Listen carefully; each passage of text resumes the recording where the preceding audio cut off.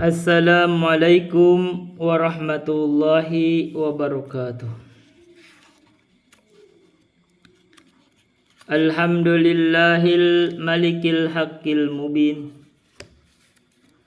alladzi akmalad dina wa awdahat tariqal mustabin. Wa asyhadu an la ilaha illallah wahdahu la syarikalah, syahadatan yarjul muwahhidu bihan najata yaumaddin. Wa asyhadu anna Muhammadan abduhu wa rasuluh, sayyidul anbiya'i wal mursalin wa ala alihi wa sahbihi wa man tabi'ahum bi ihsanin ila yaumiddin, amma ba'du. Hadirin rahimani wa rahimakumullah, terutama para penyimak kajian ilmiah di channel Mamat Rohimat ini. Sebelum masuk kepada membahas tentang Kitabus Shaum, kita akan mendetailkan perhitungan-perhitungan kemarin. Ada ukuran-ukuran yang kita detailkan. Kemarin saya sudah sampaikan bahwa ada satu versi takrib matan al-Ghoyah wa takrib yang ditahqiq oleh Umar Abdullah Kamil, Dr. Umar Abdullah Kamil. Beliau membuat catatan kaki tentang ukuran-ukuran yang disebutkan di dalam kitab. Menurut versi beliau, yang disebut Rital Baghdad adalah, kan kemarin ada Rital Baghdad.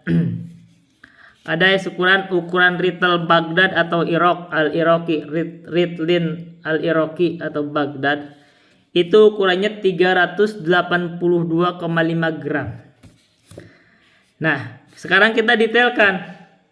Kemarin kan disebut di bab air, itu disebut kalau air 2 kulah itu adalah khamsu mi'ati riklin bil Baghdadi takriban fil asahi. Jadi 500 rital Baghdad. Nah, kalikan aja.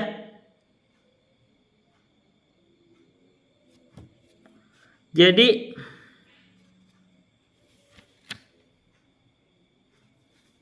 sebentar, 500 rital Baghdad. Nah benar, 500 rital Baghdad itu kalau 500 dikali 382,5 gram itu jumlahnya 191.250 gram atau 191,25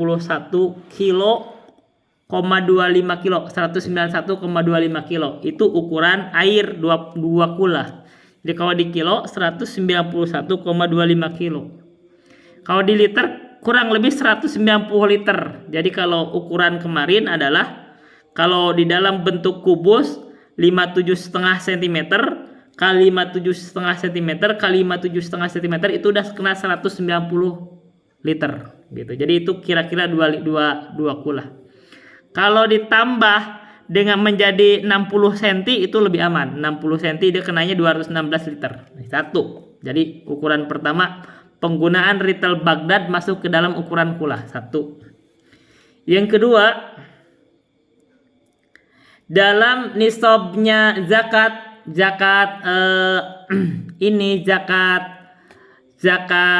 untuk hasil panen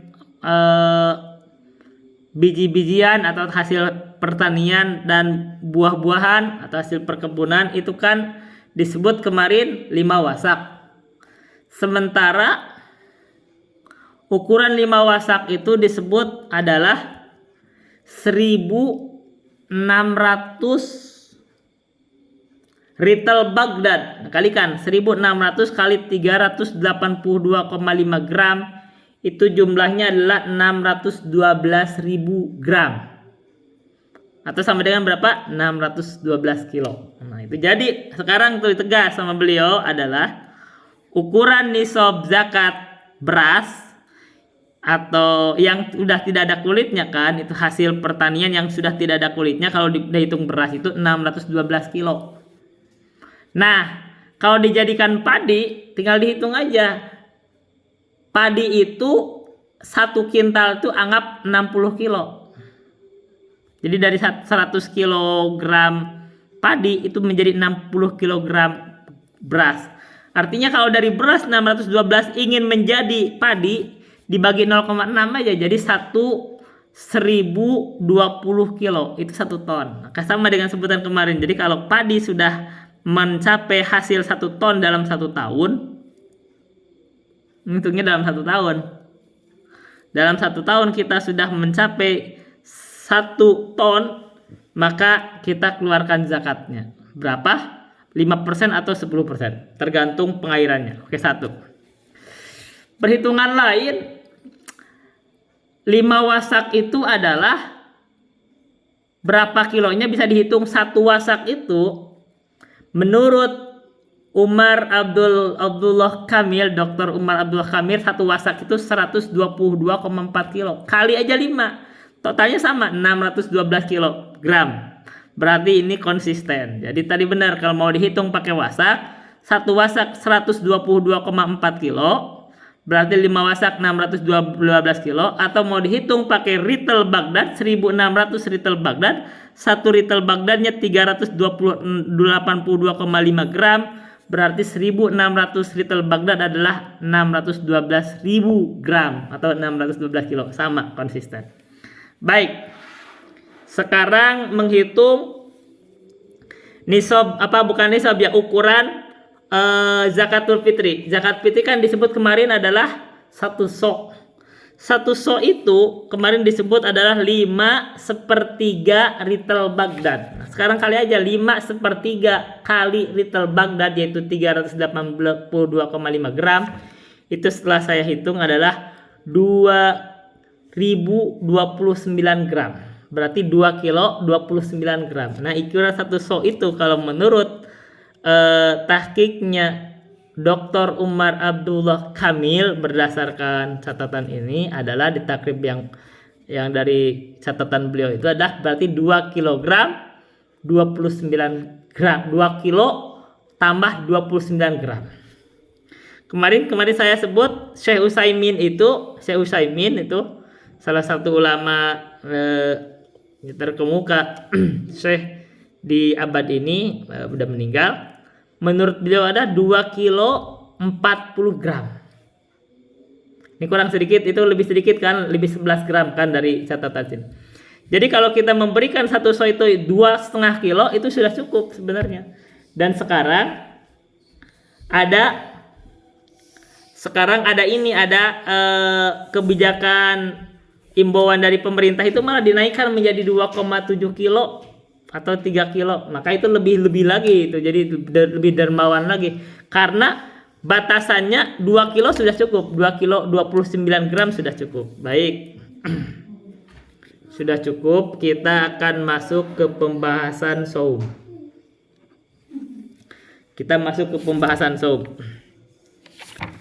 Kitabus Syami.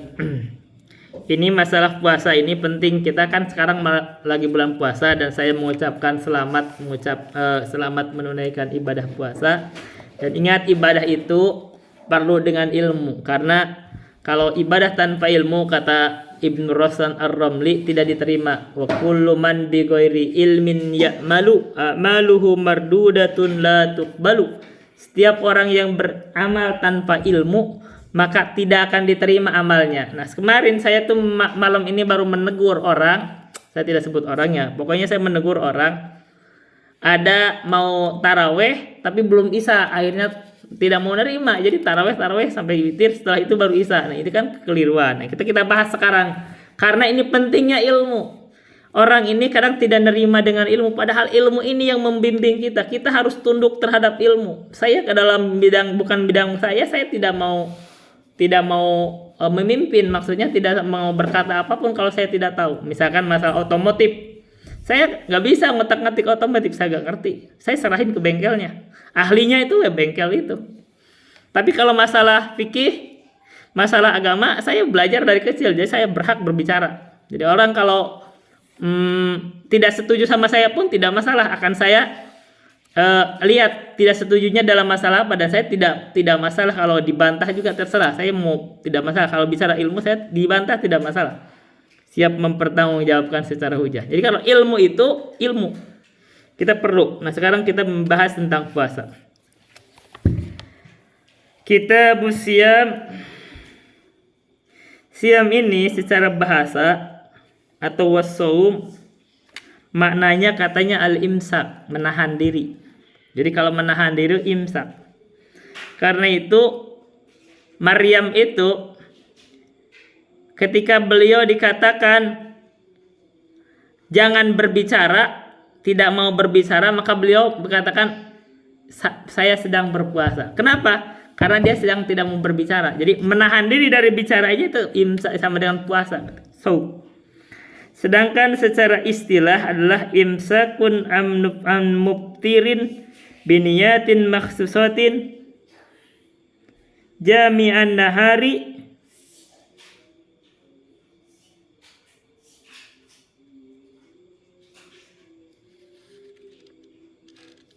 Jadi yang disebut puasa itu adalah menahan diri dari semua yang membatalkan puasa dengan niat khusus sepanjang siang hari.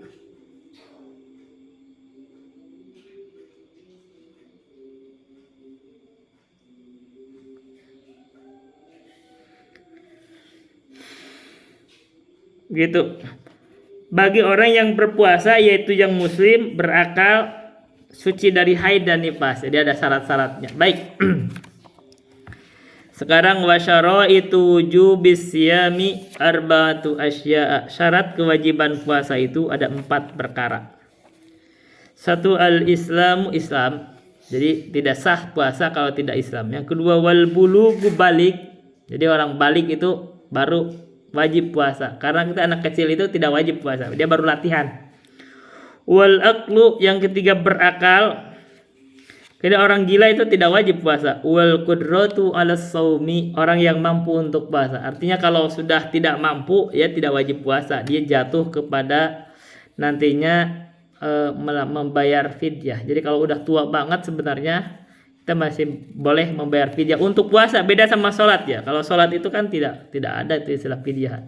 Dia harus sholat sesuai kemampuan sepanjang masih ada akalnya. Tapi kalau puasa masih boleh untuk gugur puasa tapi bayar fidyah. Baik.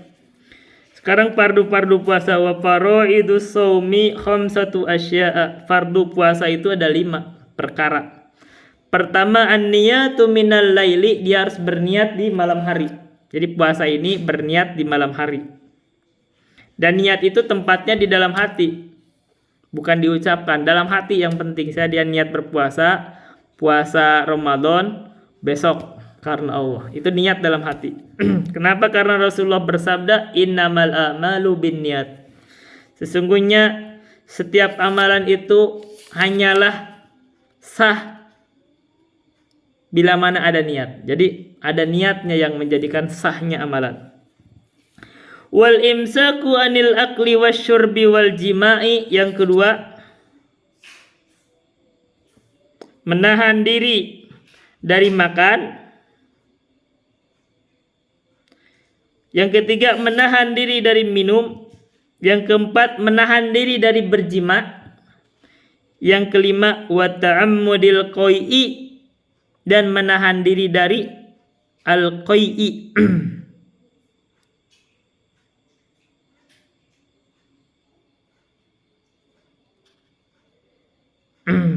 Ini al-qai'i itu kan muntah. Jadi menahan diri dari muntah, jangan muntah.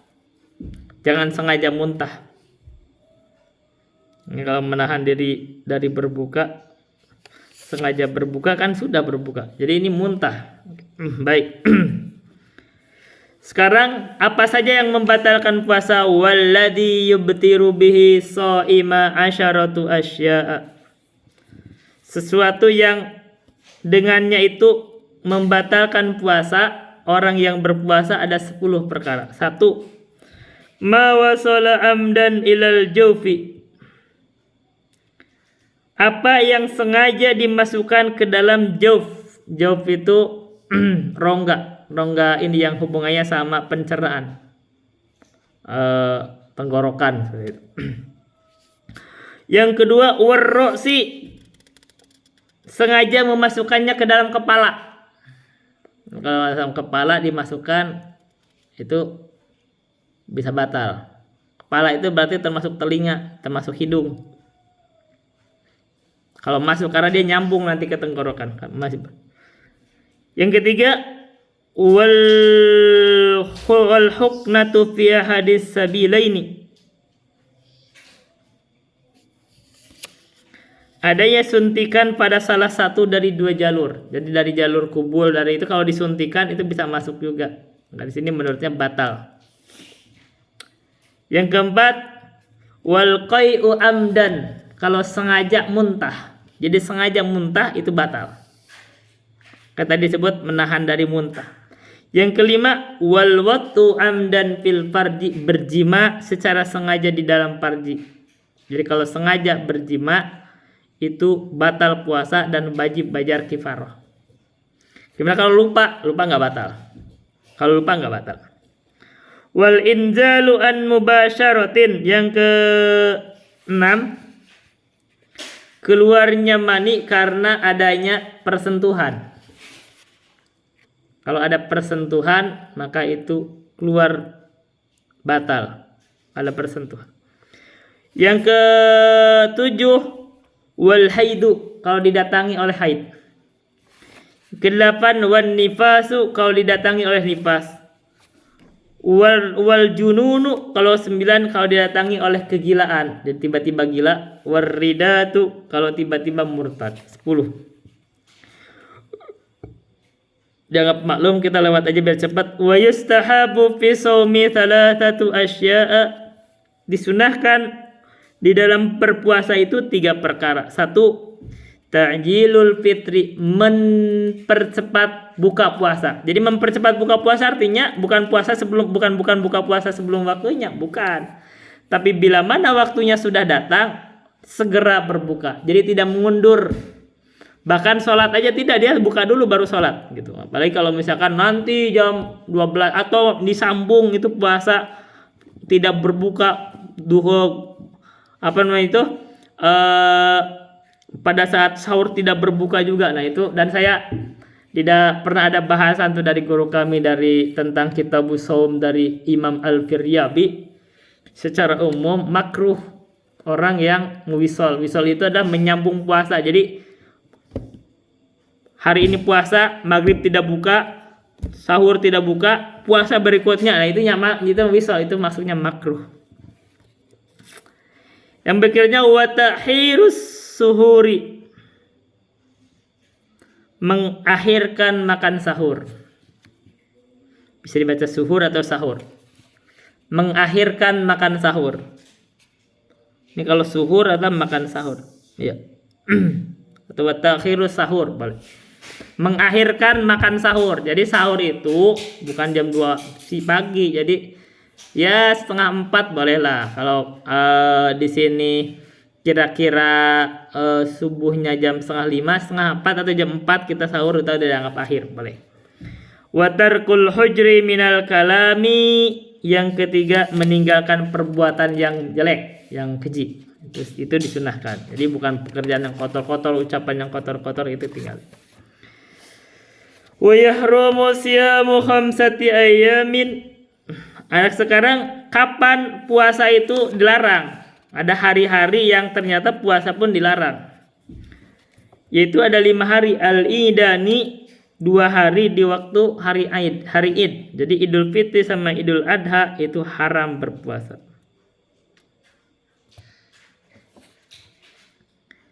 Wa yamut tasyriki salasatu amidan. Ini tambahnya ada amidan. Tapi ya, itu kan tambahan. Jadi hari-hari tasyrik yang ketiga tanggal 1 11, 12, 13 Zulhijjah itu haram berpuasa. Berarti sudah 5 hari. Wa yukrahu shaumu, sekarang ditambahin ada waktu yang makruh untuk berpuasa. Wa yukramu shaumu yaumish syakki, dimakruhkan berpuasa di hari yang meragukan. Jadi misalkan kita ini sekarang kemarin nih. Kemarin itu hari apa? Hari Jumat. Nah, ini ragu ini kita ini sudah mau masuk ke bulan puasa atau masih Syaban. Sengaja dia berpuasa karena mungkin ingin mendahului, barangkali nanti sudah masuk. Nah, itu masuknya ragu, berarti ini nggak boleh itu, kecuali illa an yuwafiqa adatan lahu aw yasilahu bima qablahu, kecuali itu hari tersebut dia sudah adatnya, kebiasaannya berpuasa. Misalkan dia itu melaksanakan puasa Daud. Jadi puasa Daud itu kan selang-seling. Nah, kalau misalkan kemarinnya hari Rabu puasa, terus Jumat puasa, itu berarti udah adatnya dia, itu tidak apa-apa. Atau an yasilahu bima qablahu, atau sebelumnya dia sudah puasa, misalkan dari Kamisnya sudah puasa, maka dia nyambung dengan Jumat, gak masalah. Jadi itu tidak makruh lagi. Sekarang hukum berjima di siang hari pada bulan Ramadan. Wa man wati'a amidan fil farji falaihil qada'u wal kaffaratu. Barang siapa yang berjima secara sengaja di siang hari ketika beliau sedang berpuasa, fil farji, di dalam farji, falaihil qada'u wal kaffaratu, maka wajib atasnya qada, puasa hari itu diqada, dan dia bayar kafaroh. Apa kafarohnya? Wahya itku raqabatin mu'minatin, dia memerdekakan budak mukminah. Jadi hamba saya mukminah dimerdekakan, itu yang pertama. Fa in lam yajid fasiyamu syahraini mutatabi'aini, kalau dia tidak mampu, tidak ada, atau mungkin tidak ada budak mukminah untuk dimerdekakan, fasiyamu syahraini mutatabi'aini, maka dia wajib berpuasa 2 bulan berturut-turut. Nah, dia harus pilih tuh waktu yang 2 bulan berturut-turut, itu kodoknya. Dan ini fa in lam yastati, kalau dia tidak mampu juga 2 bulan 2 bulan berturut-turut berpuasa, fa'id amusitina miskinan likulli miskinin mudun. Nah, dia membayar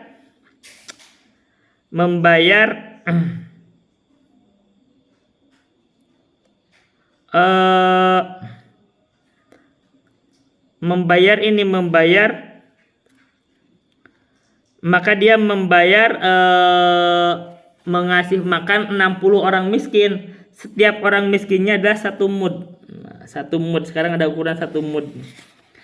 Kemarin kan ada 1 sok. 1 sok itu adalah dia harus membayar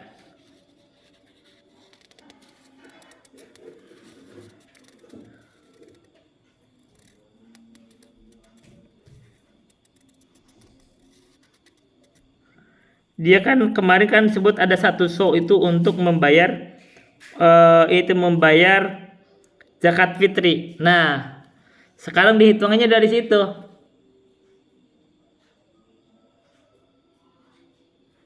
Jadi itu kan jadi hitungan midnya di situ aja dihitung. Dan bayarnya itu bukan 1 sok tapi 1 mud.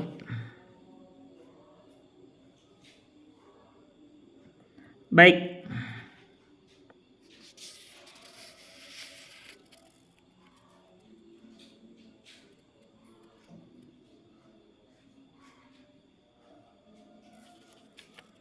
Jadi dia membayar 1 mud.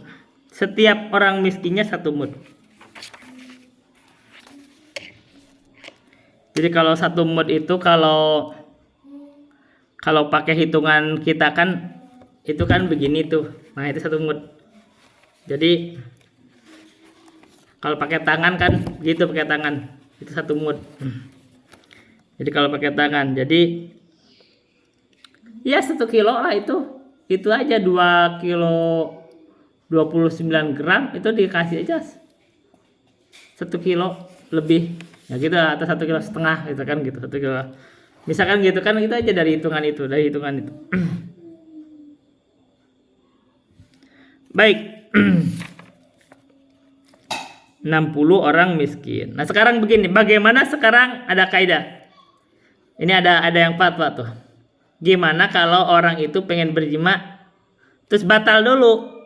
Nah, ini kiai yang kemarin saya merasa paling pinter itu, dan dia membuat fatwa tuh terbuka di sini, merasa paling pinter terus baca kitab salah lah.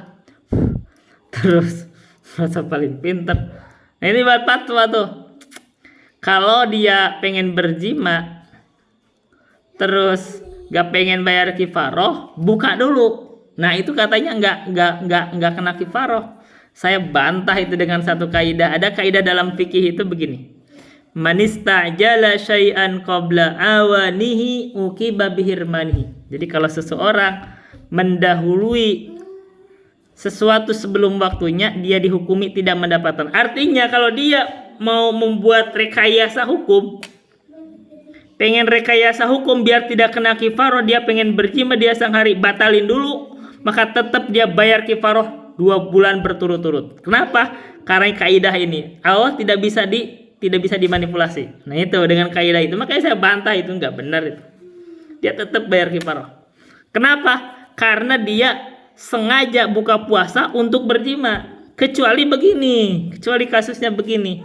Dia ini sedang perjalanan, habis bepergian, perjalanan, buka di perjalanan karena ada kebolehan berbuka. Begitu dia buka perjalanan sama istrinya sama-sama berbuka, berjima di siang hari, gak masalah itu karena dia tidak puasa memang. Nah, itu gak masalah kalau gitu kasusnya.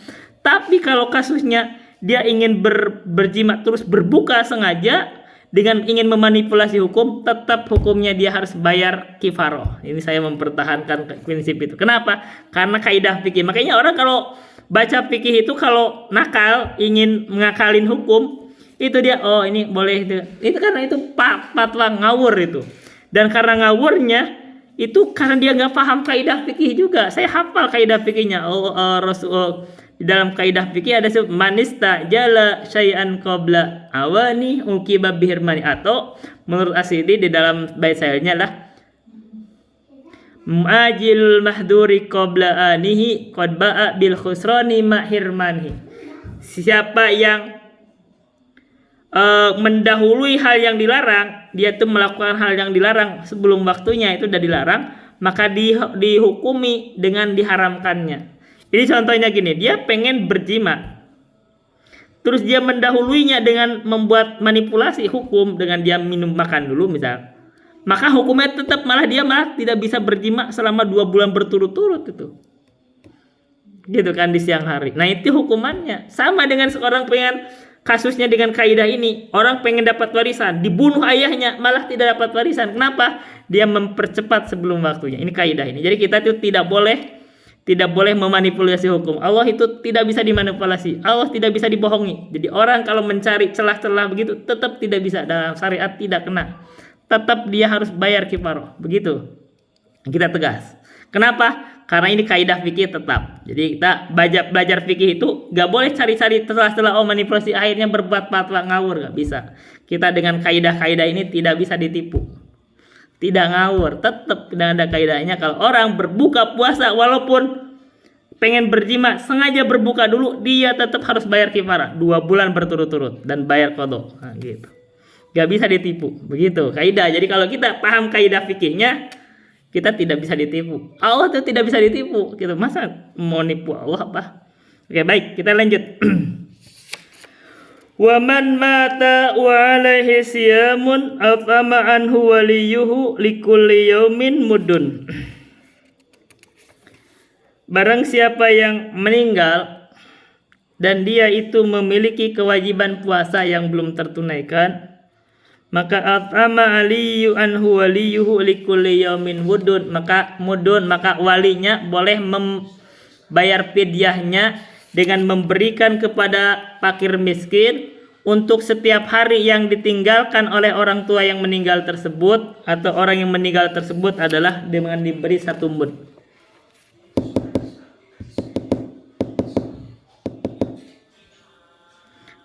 Begitu. Wasyaihu in ajaza anisawmi yuftiru wa yut'imu an kulli yaumin muddan.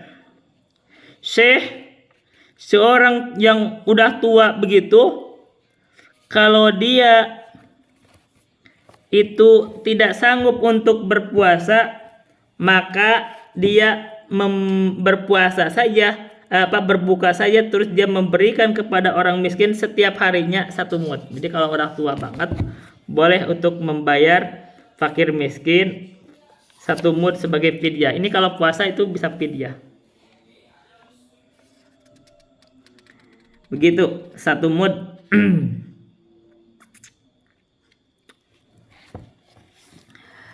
Sekarang bagaimana kalau orang hamil? Wal hamilu wal murdi'u in khafata ala anfusihima aftarata wa alaihimal qada'u. Seseorang yang hamil, perempuan yang hamil dan perempuan yang menyusui, jika keduanya takut terhadap dirinya sendiri, misalkan takut bahaya untuk dirinya sendiri, maka dia boleh berbuka, tidak berpuasa, tapi nanti keduanya membayar qadha. Itu kalau dia takutnya untuk diri sendiri, kewajibannya adalah qadha 1. Wa in khafata ala auladihima, tapi kalau dia takut terhadap anaknya, maka boleh dia berbuka. Wa alaihimal qadha wal kaffaratu an kulli yaumin muddun.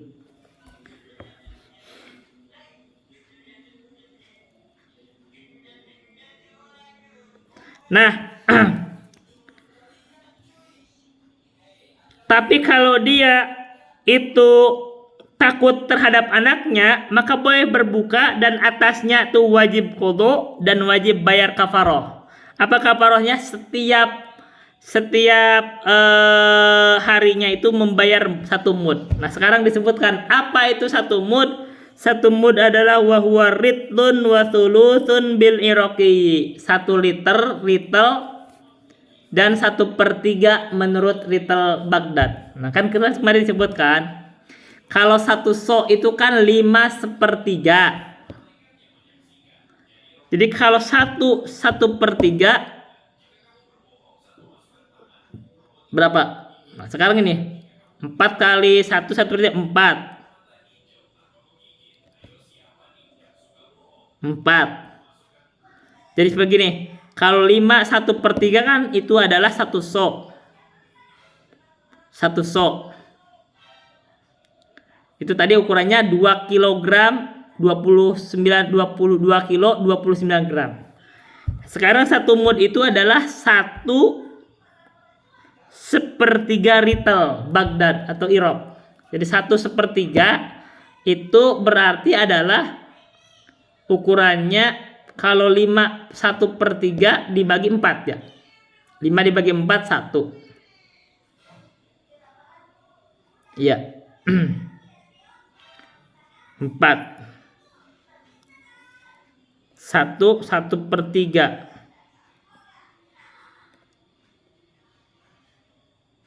Iya. Sisa 1/3 kan dibagi 4. Jadi 1/3.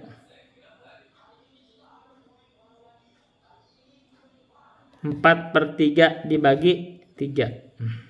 Oke. 4/9. 4/9.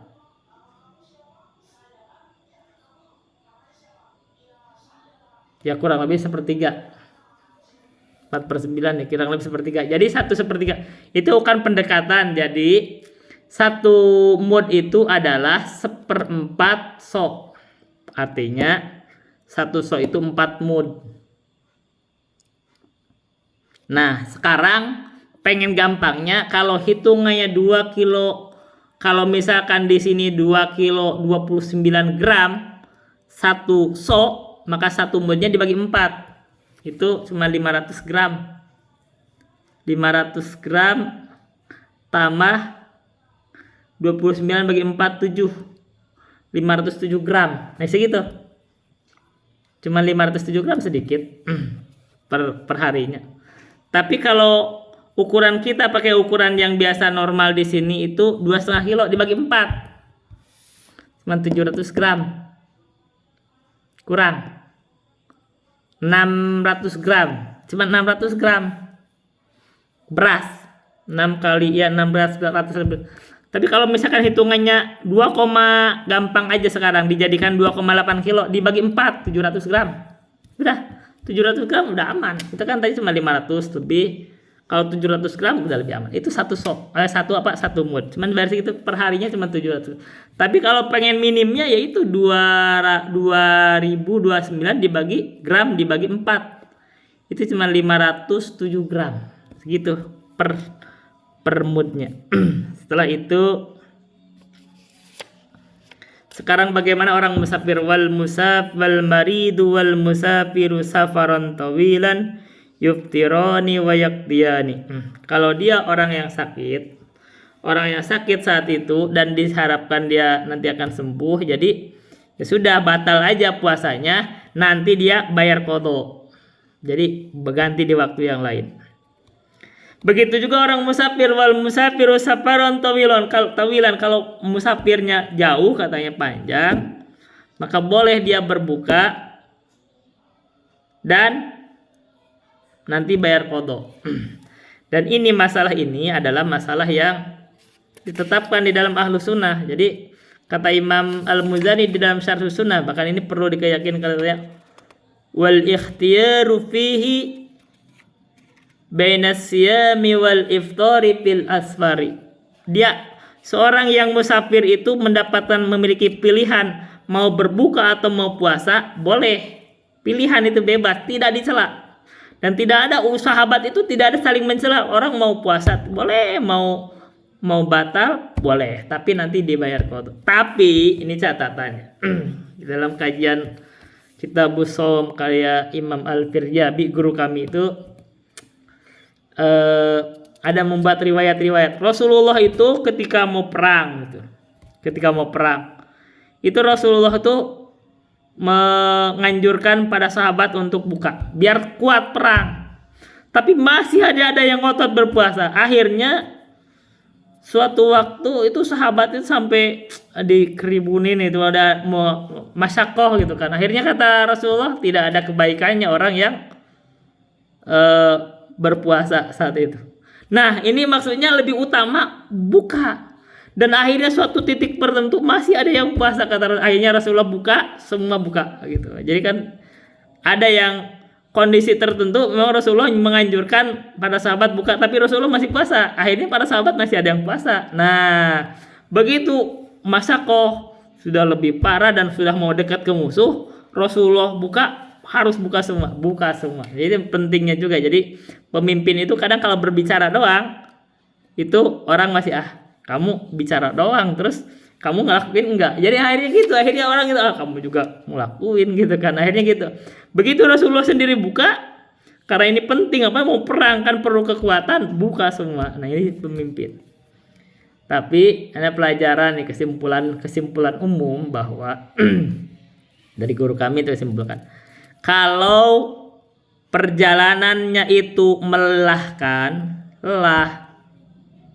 lelah gitu tuh, capek, lelah, maka lebih afdolnya berbuka. Tapi kalau perjalanannya tidak melelahkan, maka lebih afdolnya puasa. Tapi mau berbuka mau puasa, misalkan perjalanan, walaupun perjalanan itu tidak melelahkan, dia mau berbuka pun tidak dicela gitu. Tapi memang lebih afdolnya kalau tidak melelahkan, lebih afdolnya puasa supaya segera menunaikan kewajiban. Tapi kalau perjalanannya melelahkan, lebih afdolnya berbuka. Baik, kita lanjutkan. Sekarang membahas tentang i'tikaf. Wal i'tikafu sunnatun mustahabbatun. I'tikaf itu adalah sunnah yang dianjurkan. Jadi kalau kita beriktikaf, berdiam diri di masjid, itu sunnah. Dan kita akan menghadapi Lailatul Qadar itu. Jadi dianjurkan beriktikaf. Walahu syartani,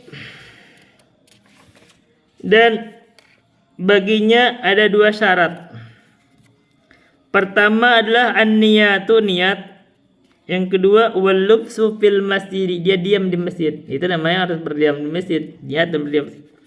Wala yakhruju minal i'tikafil manduri ila lihajatil insani. Dan dia tidak keluar dari i'tikaf yang dia nadar atasnya, dia bernadar mau i'tikaf ila lihajatil insani, kecuali karena hajat manusia. Misalkan mau buang air besar. Au udrin min haidin, atau dia karena ada udur, tiba-tiba perempuan yang boleh beriktikaf juga di masjid tiba-tiba haid, maka dia boleh untuk, jadi dia memang keluar dari masjid.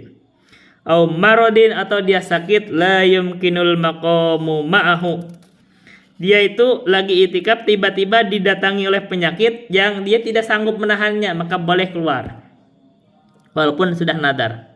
Wa yabtulu bil wat'i, i'tikaf itu batal dengan berjima. Jadi kalau orang sedang i'tikaf keluar ke menemui istrinya terus berjima, maka batal i'tikafnya. Itu pembahasan kitabus shaum. Kalau diperhatikan di sini tidak ada pembahasan tarawih, karena tarawih itu sudah dibahas di kitabus shalah. Kan kita ada kitab tarawih tuh. Nah, tarawih itu sudah dibahas di kitabus shalah. Jadi kita sudah pernah dibahas bahwa tarawih itu sudah dibahas di dalam kitabus shalah, dan tarawih itu adalah sunnah. Jadi sudah dibahas, disyaratkan pernah dibahas di dalam kitabus shalah bahwa tarawih itu sunnah. Makanya bahkan kata Imam Al-Muzani itu adalah lima sholat yang ditekankan. Untuk apa? Untuk dikerjakan, yaitu salah satunya adalah tarawih.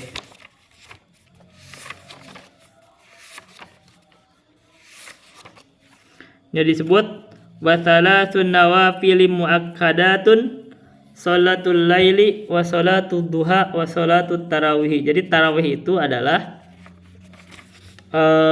sholat yang muakkadah, nawafil yang muakkadah ditekankan, yaitu tarawih.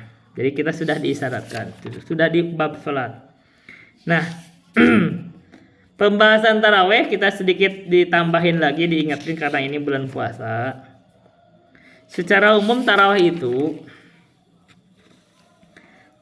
itu secara umum adalah boleh berapa rakaat saja, yang penting 2 rakaat salam. Itu pokoknya itu begitu. Jadi boleh tarawih itu mau berapa rakaat aja, mau 10 rakaat boleh, nanti ditambah dengan witir 1. Mau 22 rakaat boleh, nanti ditambah dengan 1 witir 1. Kan gitu boleh. Kenapa? Karena itu kan sunnah. Yang penting adalah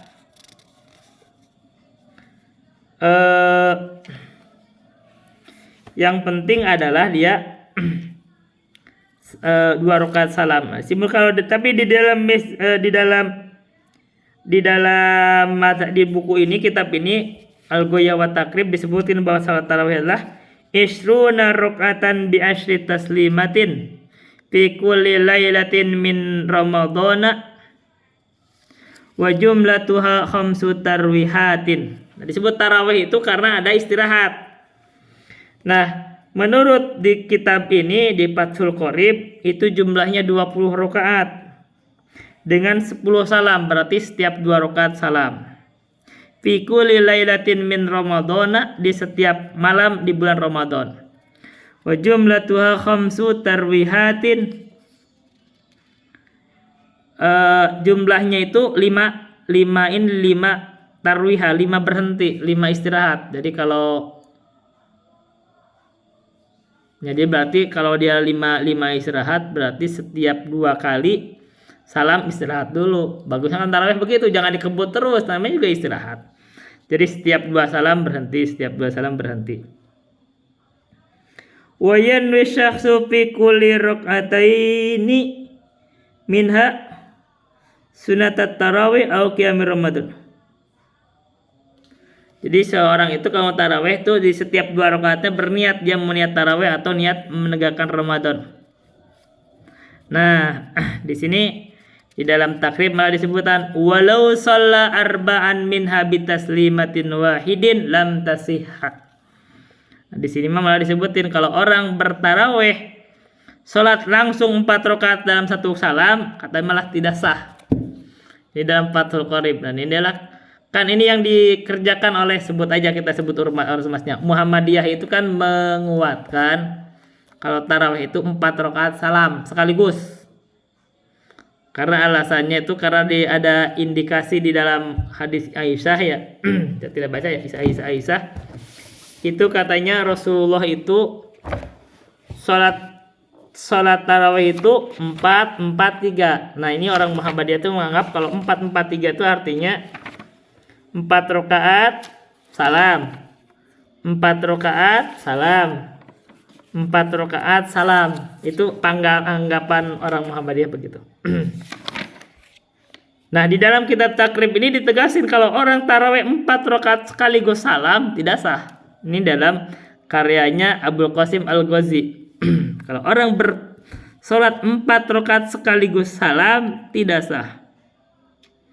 Wa waktuha, dan waktunya adalah baina salatil isya wa tulu'il fajri. Nah, ini waktunya disebutin. Makanya malam saya mengkritik, kok orang belum isya langsung tarawih? Ini kan waktunya tarawih itu setelah isya dulu, bukan di waktu isya saja. Tadi setelah isya, jadi harus isya dulu baru tarawih sampai waktu terbitnya fajar, maksudnya waktu subuh. Jadi kalau dia belum isya terus tarawih, nggak sah tarawihnya. Dia bukan sholat di waktunya. Kan begitu. Ini konsekuensinya kan begitu. Nah, menurut guru kami secara simpelnya pemahaman hadis ya, kita simpel dulu ya. Sekaligus kalau misalkan sempat kita lihat hadisnya. Pemahaman dari hadis yang mengatakan bahwa Rasulullah tarawih 4-4-3 itu maksudnya adalah, kan tadi tarawih itu gimana? Tarawih itu kan ada istirahatnya. Rasulullah itu memang tarawih itu cuma 11 rakaat.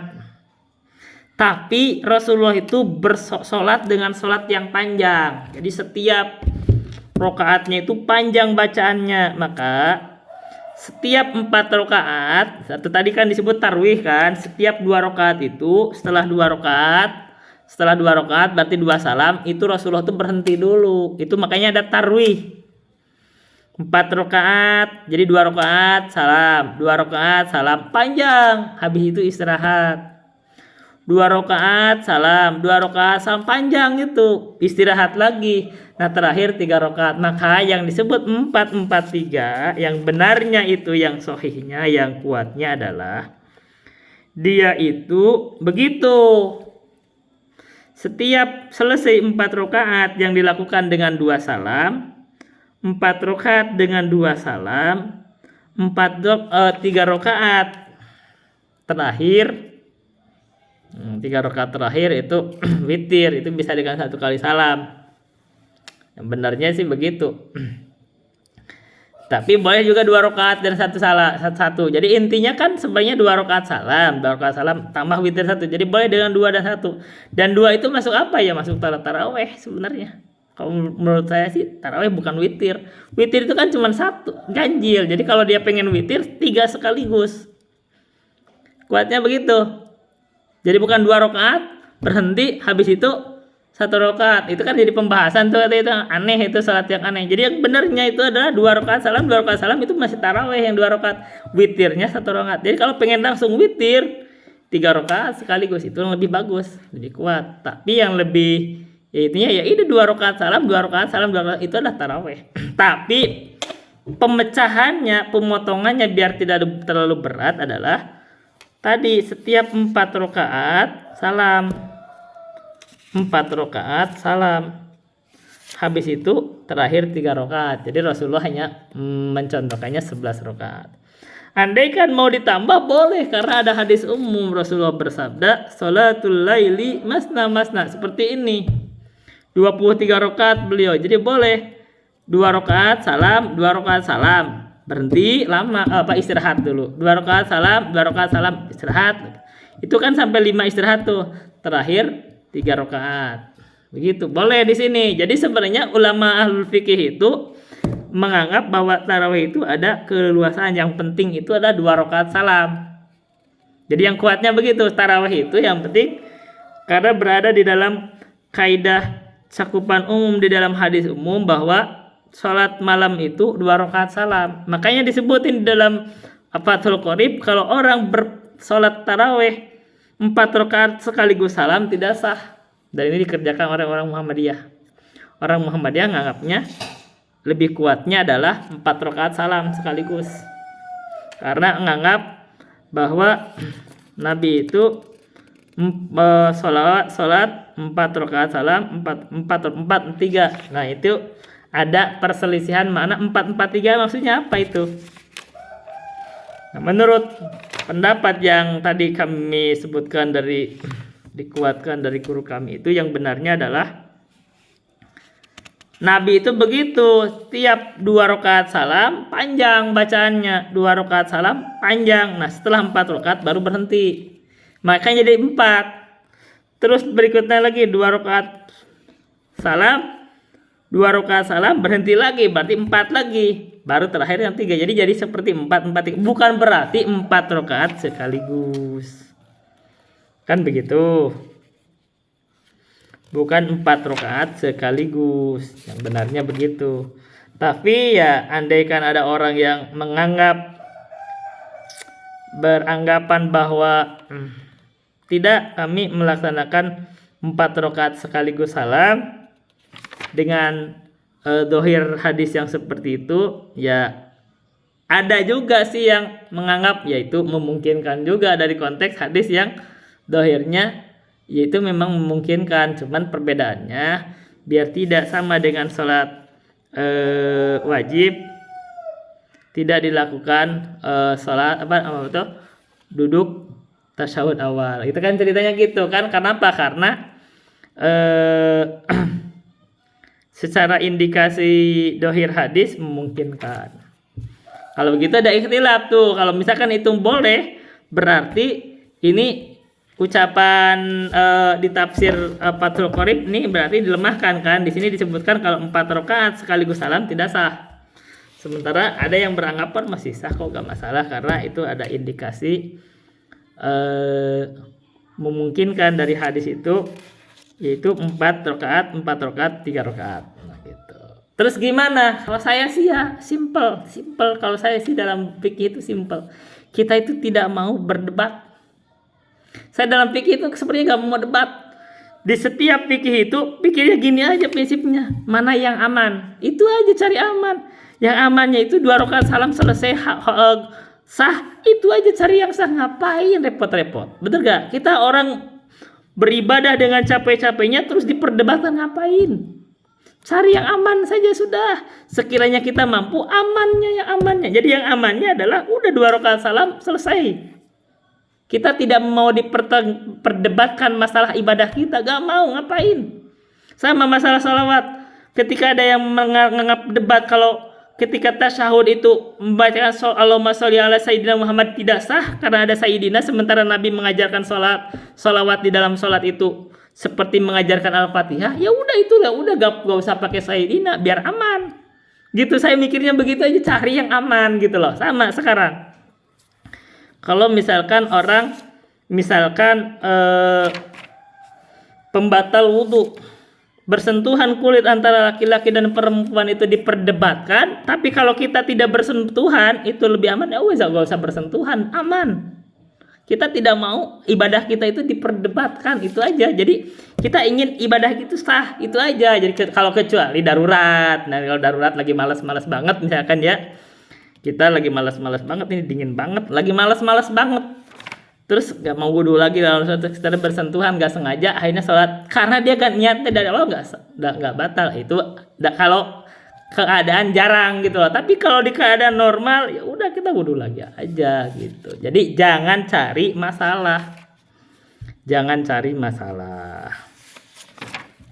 itu kalau dari saya, saran saya jangan cari masalah. Begitulah ibadah itu, kita cari yang aman aja, yang sah. Jangan cari masalah. Seperti ini masalah tarawih.